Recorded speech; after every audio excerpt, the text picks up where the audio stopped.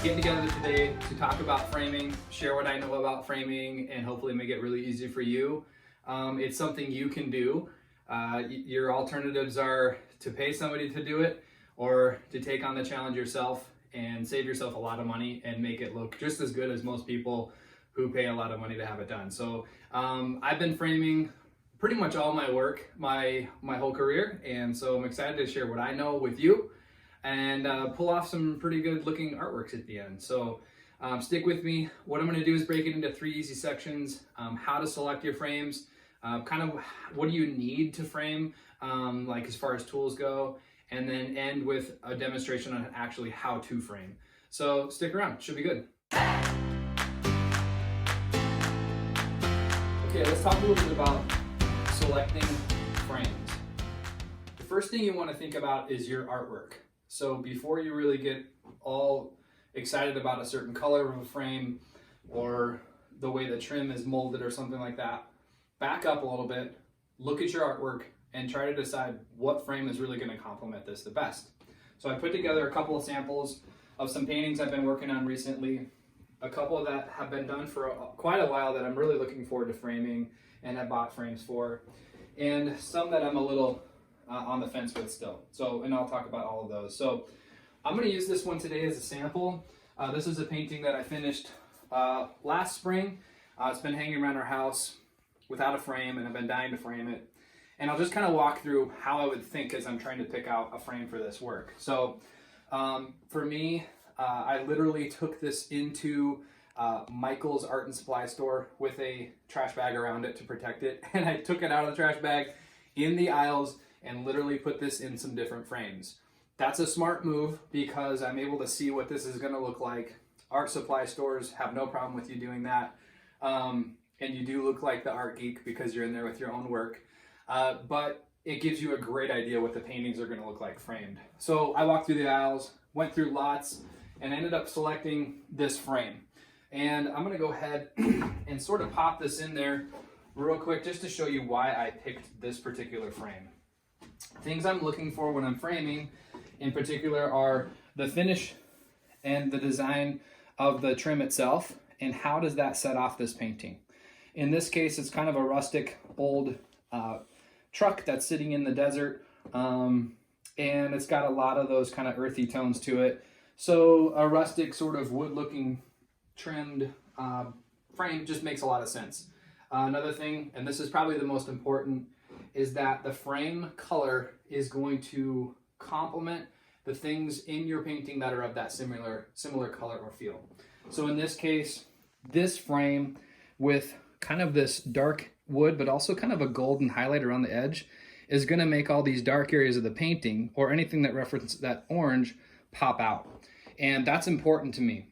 It will look completely different in a white frame. Let's take a look at this frame down here.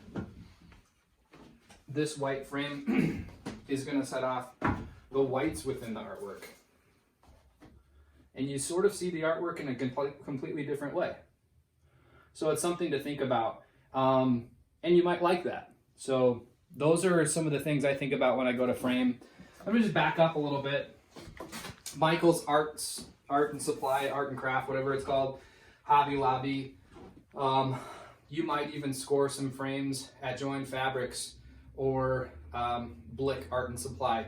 But most of my frames came from just looking at what Michael's and Hobby Lobby had, and I've been really happy with it. So another option would be to shop online.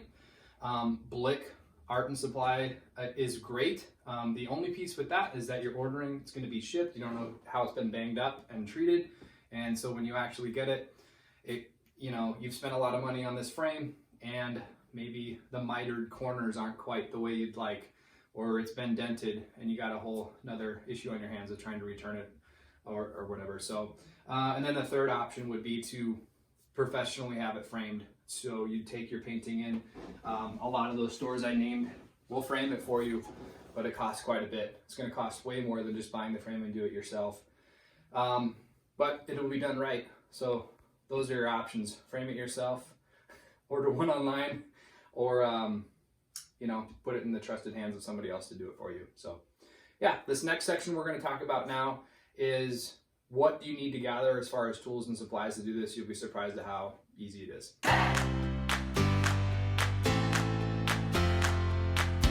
All right, one of the most important things you can get other than the frame is going to be some type of hanging kit. And this kit comes with just about everything we need to put the canvas into the frame itself, but also to hang that frame on the wall. So let's take a close look at this.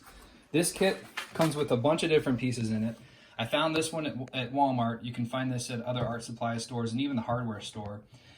And this particular section is probably the most important. It comes with some different wire we're going to use to actually put that on the back of the painting so it hangs on the wall on a nail. And then also a couple different options depending on the size of the artwork you're going to hang, and then just ways to hook it to the wall itself. I've got a screwdriver here with the Phillips tip on it. That's going to work. Pliers, mostly just need the wire cutting section of that in order to shorten the length of that wire. A ruler, or in this case a tape measure, because I need to find the center of the sides, not too hard to do, and mark it with a pencil. When I have it on the wall, a level is great just to make sure it looks right. And then, awkward but necessary, some type of towel or sheet to put on the surface you're going to lay the frame so that you don't accidentally scratch it. So this is an easy collection of things you'll find around your house.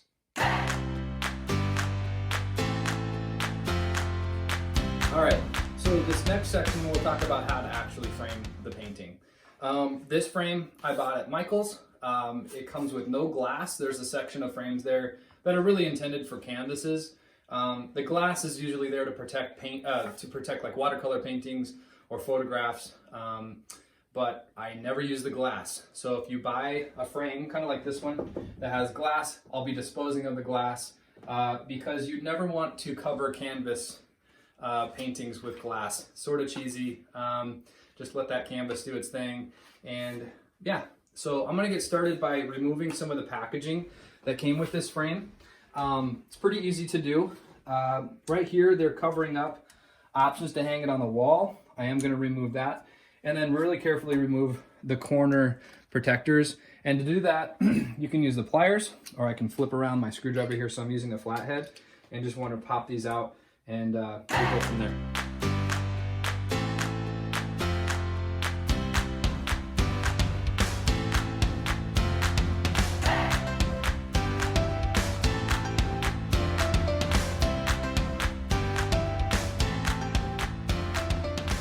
Okay, I think we're ready to start putting the painting into the frame. I'm gonna show you guys what I just did in the time lapse. This essentially took the frame and just removed all the packaging that was covering up all of these hanging spots. And I'm gonna leave those on, and I'll show you why in just a moment. And I trashed everything else I don't need. These are just wooden connectors that are holding that miter joint together really well, which I really do like that if you can find a frame with that.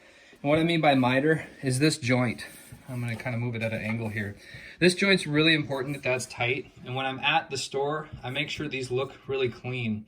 And I'm really picky about that. In fact, it takes me a while to pick that out at the store. I'll go through all the frames they have in their rack and find the best one, especially if I'm going to be paying 25, 50, 60 bucks on a frame.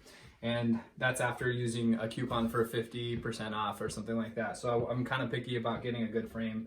And I went ahead and took this frame out as well, just to show you the difference. This one has glass, like I mentioned. So you want to discard that. I'm going to be framing this truck painting in there, made around the same time as the other painting. And I just thought I would show you that color choice. It really looks good with the white frame. It also kind of has a barnwood aged look to it, which kind of references just the vintage look of the truck. And this white frame, obviously really intentional. I'm trying to make that white truck pop. So that was my decision making on that. And yeah, so let's look at the back of that frame really fast too, since it has glass. Has a little bit different setup. It just has these little pins right here, which you can pretty much bend up by hand. And once I do that the whole way around, I'm gonna have a layer of cardboard. I'm gonna have a really cheesy image that they put in there, and then the glass, and all that gets thrown away, okay? Also, this These are just covered up hanging systems that they're assuming you're either gonna hang it vertical or horizontal. And for now, I'm gonna leave those on there, but I'll show you how eventually I'm gonna make a decision on which ones I'm keeping and how to remove the other ones.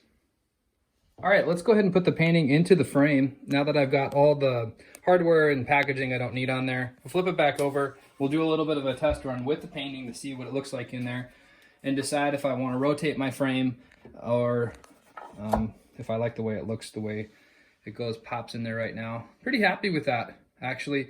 I'm looking at maybe these miters on the bottom. There's a little bit of aging. It's not even a dent, but something right there on the frame, but I like how it's sort of disguised over here. I feel like if I flipped it and ended up right here in the sky, you might see that a little more. So that is one option you have, is to find the best rotation on there. Since I like what I see, I'm gonna go ahead and hold that in a position, flip that over, and I'm gonna go ahead and attach the painting to the frame using eye loops. We're gonna be attaching these eye loops or eye loop screws because they have a little bit of a screw end. And the idea behind this is that this is what's gonna hold down the painting to the canvas by putting a screw through that into the frame, excuse me. So watch how I do this. I actually attached one right here. It's ready to go. And essentially, again, what I'm gonna do is put a screw through that eye loop and fix it to the frame. So let's go over here and I'll put this one in. This frame, because of the way it has a nice deep recess, it's actually really level with the canvas itself. So I have to mount this one right in the corner, which isn't too much of a problem. Just press it in as you turn. Eventually it's just gonna grab a hold of the meat of the canvas frame, and I would just screw that all the way in, about like that. You get an idea how that's gonna sit in there. And the next step is gonna be to screw that in. So again, using my kit, I'm gonna go in there, pick out a couple of these screws, and put the screw right into the middle of that. I'll show you what it looks like when it's done. All right, finishing up by putting screws through the eye lip hole on both sides. And that's in there really good. I can't shake that around. And if I go ahead and flip this over, it's kind of the moment of truth. You get to see your painting in the frame, completely connected. It looks good. So let's talk about adding the wire.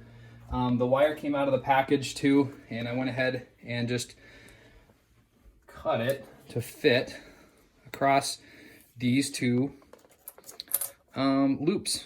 Okay, that's what was on here when I bought it. They were intending probably for me to hang this on 2 nails, but I essentially can stretch this wire and bend it around those 2 loops. One thing I will note though is they're pretty far down compared to the top of the painting. So what I'm gonna do is I'm actually gonna move these up about halfway. My pro tip to you would be to go from the top of your frame, come down about 2 inches, and that's about where you want the connectors for your wire, okay?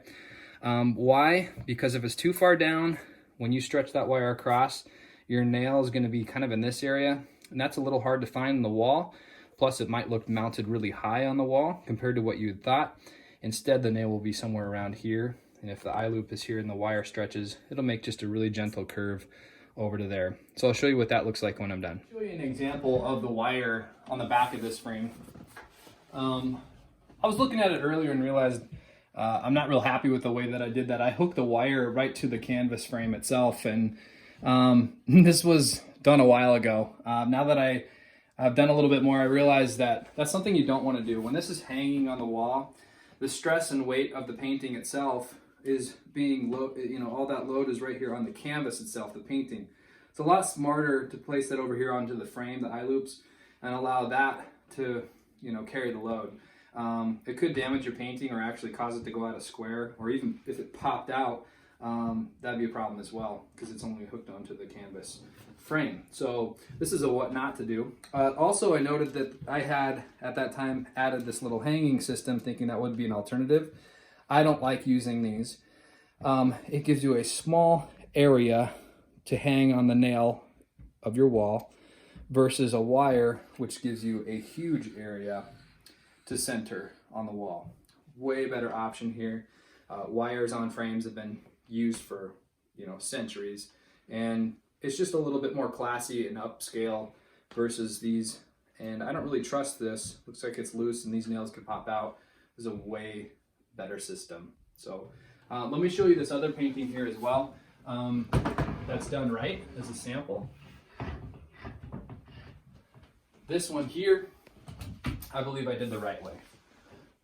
So you'll see this is what we're gonna do to the truck painting we just framed. A little side note too, this canvas was out of square, so I put lots of eye loops around it. You can see to hold that thing down. So I took this factory installed, eye loop system or hanging system, moved it up here, like I said, came down about 2 inches using my tape measure, marked on both sides, and screwed it back in. And then I added the wire by just looping it around itself really tight. And because it's a braided wire, I'm pulling that pretty hard. You can see that it's not gonna come out. Let's go all the way across, finish up this side. I thought I would show you how I do that. Slip that through here, make sure it's tight, and then get that first twist pretty close to this, and then just twist through at least 10 or so times. And again, because it's braided wire, it kind of holds on to itself, which is really convenient. Now, over the years, while this hangs on the wall, this will stretch out. You saw those paintings I showed you earlier, that wire was pretty loose. For now, though, it's gonna be right there. So you'll see the nail will be mounted about 2 inches from where I want it on the wall, from the top of the painting anyway. That's a great position. I'm glad that I moved these up from here. They would have been somewhere in here instead. So these ones I'm not gonna use. Save them for the next frame you buy. It might not have the hardware you need. And these are two really nice hangers. Why not recycle them? I'll throw them back in my kit there for the next painting. Pro shops will put a piece of paper that's glued down to cover this whole thing and hide everything you see, and also just protect the back of the painting. I have a painting over here. I'll show you a sample. This is of a framed artwork in the store, but they put that paper on the back as well. It just kind of hides all that. You'll see the pro framers will do that as well. Not super necessary. Nobody's really going to see the back of your paintings anyway but you. So let's hang it on the wall. I actually have a nail here that's already in the stud of the wall, and that's where I'm going to test the painting out. But if you're not sure about hitting a stud, or the wall just isn't quite where you want to put the painting, there's no stud there, the kit comes with a couple solutions. These are wall hangers, and this one right here, actually, see the size of that? It's pretty small. That'll hold 30 pounds. And this big guy, it comes with a couple of these. This will hold 50 pounds. That would be a humongous painting. And these will do the trick, and you do not have to hit a stud to do that. And I'll show you how those work. Essentially this, you just pull out a nail and one of these hangers, and the nail is gonna go right through this hole all the way to the other side. And you just nail that straight to the wall. Okay, and because it's dispersing the weight along the bottom of this, where my fingers are, where that hook is, that will hold a 30-pound painting. Okay, like I said, there's the 50-pound option too. Because I'm in a stud though, I don't even have to use this, so it's a little pro tip for you. Hang this up using the wire. Just gonna hold that out over the nail here. And because we use wire, it gave us a lot of play for how we want to center that. And so I'm just gonna let go. Looks pretty close. You can take your level, whoops, on there and take a good look at the bubble, make sure that that's centered. It looks great. One thing I noticed on this frame is it has a little bit of a ding there. I think I pointed out earlier, and that could be fixed with a little bit of paint or Sharpie markers. I like to use Sharpies if I can kind of match the right colors. It's not a black frame, so I won't use that. But if I just use this brown and just put a little bit on the edge here, just a tiny bit, and then while it's still wet, just move that back and forth. Sometimes you can kind of hide a flaw, at least a little bit compared to what it used to be. You can see that has a little bit less of a bright spot as what it was at first. It's just a great way to sort of touch up paintings if they have little dings if possible. I'm also going to frame up the white truck in this so you can see what the final results look like. And I just thought I would show you the back of this. I took out the information that was inside the frame that I don't want. All that was tucked in there, including the glass. I don't need any of that. So that's going to get discarded. And the frame, I went ahead and decided which side I want and did all that. I took out this hardware that came with it, but I'm going to be saving that, using 2 of these for my wire like before, and saving the other 2 for future paintings. One thing that I would show you is this frame has these little staples in it that can be pulled out really easy with pliers. And essentially all that's going to do is fold down and hold the glass in place. But because I need plenty of space in here for my canvas, I'm going to go through and take all of those out. And I'll show you what this painting looks like when it's finished as well. Okay, these look pretty good. I'm happy with the results today. Didn't take me very long to put both of these together. I had all the tools out, so I just went ahead and did the white truck as well. That looks great. Good choice of frame with that painting. Another alternative, I guess, worth noting is that as a painter, you can select canvases. It's kind of an odd size canvas, but it has a really thick side, and it's called a gallery wrap. The canvas is stretched all the way over the back. It's stapled inside the back of the frame, and the idea is that you can paint on the edge and forego needing a frame altogether. That is a really popular option these days. Literally, I would just hang that on the wall with no frame necessary and still look great. So as you shop for frames, or excuse me, as canvases as a painter, a great alternative is the gallery wrap. It does stick out about 1.5 inches, but it looks cool. Some artists will still frame this, and they'll use the floating frame that is basically giving you about 1 inch or 1/2 inch gap all the way around this. But that's a popular option nowadays. And one last note I think I'll leave you with is recently acquired this big gallery wrap canvas, and I have no idea what I'm going to paint on here, but what I do know is this is going to be interesting to frame if I try to do it myself. In fact, I know for sure I'm not going to be able to find a frame this big at those stores I mentioned before.